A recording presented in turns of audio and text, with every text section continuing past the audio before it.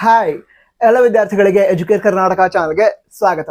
KCET application form 2025ಕ್ಕೆ ಸಂಬಂಧಿಸಿದಂತೆ important dates ಅನ್ನ ಹಾಗೆ ಮತ್ತು ಕೆಲವು ಇಂಪಾರ್ಟೆಂಟ್ ಪಾಯಿಂಟ್ಸ್ ಅನ್ನ ಈ ವಿಡಿಯೋದಲ್ಲಿ ತಿಳಿದುಕೊಳ್ತಿದ್ದೀವಿ. ಮೊದಲನೇದಾಗಿ ಯಾವ ವೆಬ್ಸೈಟ್ ಮೂಲಕ ಅಪ್ಲಿಕೇಶನ್ ಹಾಕಬೇಕು ಇದನ್ನು ತಿಳ್ಕೊಳ್ಳೋದಾದ್ರೆ kea.kar.nic.in ಅಥವಾ cetonline.karnataka.gov.in ಈ ವೆಬ್ಸೈಟ್ ಮೂಲಕ ನೀವು ಅಪ್ಲಿಕೇಶನ್ ಹಾಕಬಹುದು. ಕೇವಲ ಅಪ್ಲಿಕೇಶನ್ ಅಂತ ಅಷ್ಟೇ ಅಲ್ಲ, ಅಪ್ಲಿಕೇಶನ್ ಹಾಕ್ತೀರಾ, ನಂತರ ಅಪ್ಲಿಕೇಶನ್ ಲಾಸ್ಟ್ ಡೇಟ್, ಈ ಎಲ್ಲ ಅಪ್ಡೇಟ್ಗಳನ್ನ ಇದೇ ವೆಬ್ಸೈಟ್ ಮೂಲಕ ಪಡೆದುಕೊಳ್ಬಹುದು. ಹಾಗೆ ಮುಂದೆ ಅಡ್ಮಿಟ್ ಕಾರ್ಡ್ ಡೌನ್ಲೋಡ್ ಮಾಡ್ಕೋತೀರಾ, ಹಾಗೆ ಮುಂದೆ ಎಕ್ಸಾಮ್ ಆದ್ಮೇಲೆ ರಿಸಲ್ಟ್ ಅನ್ನು ಚೆಕ್ ಮಾಡ್ತೀರಾ. ಎಲ್ಲದಕ್ಕೂ ಕೂಡ ಈ ವೆಬ್ಸೈಟ್ಗಳು ನಿಮಗೆ ಹೆಲ್ಪ್ ಆಗುತ್ತೆ. ಅಂದ್ರೆ ಎಲ್ಲ ಅಪ್ಡೇಟ್ ಈ ವೆಬ್ಸೈಟ್ ನಿಮಗೆ ಸಿಗುತ್ತೆ. ಹಾಗೆ ನಮ್ಮ ಚಾನಲ್ ಕೂಡ ಎಲ್ಲ ಅಪ್ಡೇಟ್ಸ್ ನಿಮಗೆ ಸಿಗುತ್ತೆ. ತಪ್ಪದೆ ಸಬ್ಸ್ಕ್ರೈಬ್ ಮಾಡಿ. ಮುಂದಿನ ವಿಷಯವನ್ನು ತಿಳ್ಕೊಳ್ತಾ ಹೋಗೋದಾದ್ರೆ ಅಪ್ಲಿಕೇಶನ್ ಸ್ಟಾರ್ಟಿಂಗ್ ಡೇಟ್ ಜನವರಿ 23, 2025 ಅಂತ ಹೇಳಿದ್ದಾರೆ. ಸೊ ಜನವರಿ 23ರಿಂದ ಅಪ್ಲಿಕೇಶನ್ ಸ್ಟಾರ್ಟ್ ಆಗುತ್ತೆ. ನಂತರ ಅಪ್ಲಿಕೇಶನ್ ಸ್ಟಾರ್ಟ್ ಆಯ್ತು, ನಾನು ಇವತ್ತೇ ಅಪ್ಲಿಕೇಶನ್ ಹಾಕ್ತೀನಿ ಅಂತ ಜನವರಿ 23ಕ್ಕೆ ಅಪ್ಲಿಕೇಶನ್ ಹಾಕೋದಕ್ಕೆ ಹೋಗ್ಬೇಡಿ. ಸ್ವಲ್ಪ ವೇಟ್ ಮಾಡಿ. ಅಪ್ಲಿಕೇಶನ್ ಹಾಕೋದಕ್ಕೆ ಪ್ರೊಸೀಜರ್ಸ್ ಏನಿದಾವೆ, ಸ್ಟೆಪ್ಸ್ ಏನಿದಾವೆ ಅದನ್ನೆಲ್ಲ ಕರೆಕ್ಟ್ ಆಗಿ ತಿಳ್ಕೊಳ್ಳಿ. ಅಂದ್ರೆ ಅಪ್ಲಿಕೇಶನ್ ಸ್ಟಾರ್ಟ್ ಆದ್ಮೇಲೆ ಕೇದವರು ಕೂಡ ವಿಡಿಯೋನ ರಿಲೀಸ್ ಮಾಡ್ತಾರೆ. ಅಪ್ಲಿಕೇಶನ್ ಹಾಕೋದಕ್ಕೆ ಈ ಎಲ್ಲ ಸ್ಟೆಪ್ಸ್ ಇದಾವೆ, ಈ ಎಲ್ಲ ಸ್ಟೆಪ್ಗಳನ್ನ ಫಾಲೋ ಮಾಡಿ ಅಂತ ಕೇದವರು ವಿಡಿಯೋನ ರಿಲೀಸ್ ಮಾಡ್ತಾರೆ. ಹಾಗೆ ನಾವು ಕೂಡ ವಿಡಿಯೋ ಮಾಡಿ ನಿಮಗೆ ಇನ್ಫಾರ್ಮೇಶನ್ ಕೊಡ್ತೀವಿ. ಸೊ ಎಲ್ಲ ಡೀಟೇಲ್ಸ್ ಅನ್ನ ಕರೆಕ್ಟ್ ಆಗಿ ತಿಳಿದುಕೊಂಡು ಅದರ ನಂತರ ಅಪ್ಲಿಕೇಶನ್ ಅನ್ನ ಹಾಕಿ. ನಂತರ ಈಗ ಅಪ್ಲಿಕೇಶನ್ ಹಾಕೋದಕ್ಕೆ ಲಾಸ್ಟ್ ಡೇಟ್ ಅನ್ನು ಕೂಡ ಹೇಳಿದ್ದಾರೆ.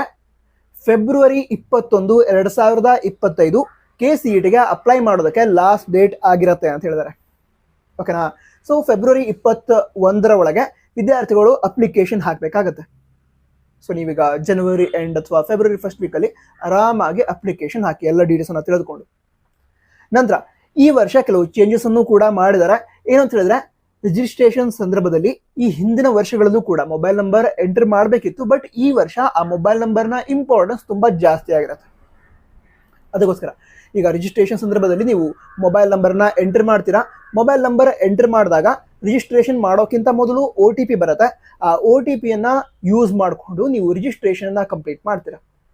ರಿಜಿಸ್ಟ್ರೇಷನ್ ಆದ ನಂತರ ಅಪ್ಲಿಕೇಶನ್ ಹಾಕೋದಿರುತ್ತೆ.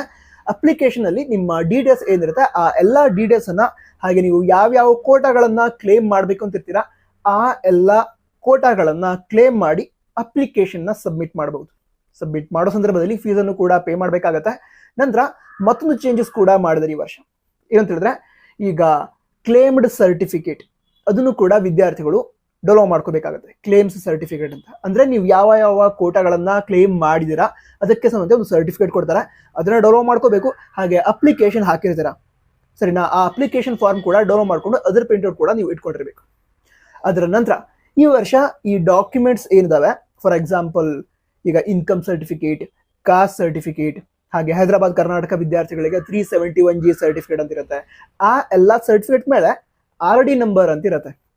ಸೊ ನೀವೀಗ ಇನ್ಕಮ್ಗೆ ಸಂಬಂಧಿಸಿದಂತೆ ಕೋಟಾವನ್ನ ಕ್ಲೇಮ್ ಮಾಡ್ತಾ ಇದ್ರೆ, SNQ ಕೋಟಾ ಅಂತ ಇರುತ್ತೆ, ಅದನ್ನ ಕ್ಲೇಮ್ ಮಾಡ್ತಾ ಇದ್ರೆ ಅದಕ್ಕೆ ಸಂಬಂಧಿಸಿದಂತೆ ಇನ್ಕಮ್ ಸರ್ಟಿಫಿಕೇಟ್ ಮೇಲೆ ಇರುವಂತಹ RD ನಂಬರ್ ಅನ್ನ ಎಂಟರ್ ಮಾಡ್ತೀರಾ. ನೀವು ಆ RD ನಂಬರ್ ಅನ್ನ ಏನು ಎಂಟರ್ ಮಾಡಿರ್ತೀರಾ ಅದರ ಆಧಾರದ ಮೇಲೆ ನಿಮ್ಮ ಇನ್ಕಮ್ ಎಷ್ಟಿದೆ ಅಂತ ಕೇಳಿದವರು ವೆರಿಫೈ ಮಾಡ್ತಾರೆ. ಓಕೆನಾ? ಅಂದ್ರೆ ಕಂದಾಯ ಇಲಾಖೆಯಿಂದ ಡೀಟೇಲ್ನ ಪಡೆದುಕೊಂಡು ವೆರಿಫೈ ಮಾಡ್ತಾರೆ. ಅದೇ ರೀತಿ ಕಾಸ್ಟ್ ಸರ್ಟಿಫಿಕೇಟ್ ಏನಿರುತ್ತೆ ಅದ್ರ ಮೇಲೆ ಕೂಡ RD ನಂಬರ್ ಇರುತ್ತೆ. ಅದನ್ನ ಎಂಟರ್ ಮಾಡಿದಾಗ ಅದರ ಡೀಟೇಲ್ಸ್ ಕೂಡ ನಮ್ಮ ಕೇದವರು ಸಂಬಂಧಿಸಿದಂತಹ ಇಲಾಖೆಯಿಂದ ಪಡೆದುಕೊಳ್ತಾರೆ.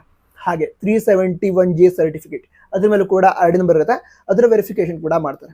ಈಗ ಡಾಕ್ಯುಮೆಂಟ್ ವೆರಿಫಿಕೇಶನ್ ಏನಿದೆ ಅದ್ರ ಬಗ್ಗೆ ಡೀಟೇಲ್ ಆಗಿ ಮುಂದಿನ ದಿನಗಳಲ್ಲಿ ವಿಡಿಯೋ ಮಾಡ್ತೀನಿ, ಅವಾಗ ಪೂರ್ತಿಯಾಗಿ ಅರ್ಥ ಆಗತ್ತೆ ನಿಮಗೆ. ಸೊ ಈ ರೀತಿ ಈ ಕ್ಲೇಮ್ಸ್ ಗಳಿಗೆ ಸಂಬಂಧಿಸಿದಂತೆ ಯಾವುದೇ ಒಂದು ಸರ್ಟಿಫಿಕೇಟ್ ಅಪ್ಲೋಡ್ ಮಾಡೋದಿರೋದಲ್ಲ, ಆನ್ಲೈನಲ್ಲೇ ಅದರ ವೆರಿಫಿಕೇಶನ್ ಮಾಡಲಾಗುತ್ತೆ ಅಂತ ಹೇಳಿದ್ದಾರೆ. ಹಾಗಂತ ಕೆಲವು ಡೀಟೇಲ್ಸ್ ಅಥವಾ ಡಾಕ್ಯುಮೆಂಟ್ಸ್ ನೀವು ಅಪ್ಲೋಡ್ ಮಾಡೋದಿರುತ್ತೆ. ಈಗ ಕ್ಯಾಂಡಿಡೇಟ್ ಫೋಟೋ, ನಿಮ್ಮ ಫೋಟೋನ ಅಪ್ಲೋಡ್ ಮಾಡೋದಿರುತ್ತೆ. ಹಾಗೆ ಲೆಫ್ಟ್ ಹ್ಯಾಂಡ್ ಥಂಬ್ ಇಂಪ್ರೆಷನ್ ಅದನ್ನ ಅಪ್ಲೋಡ್ ಮಾಡೋದಿರುತ್ತೆ.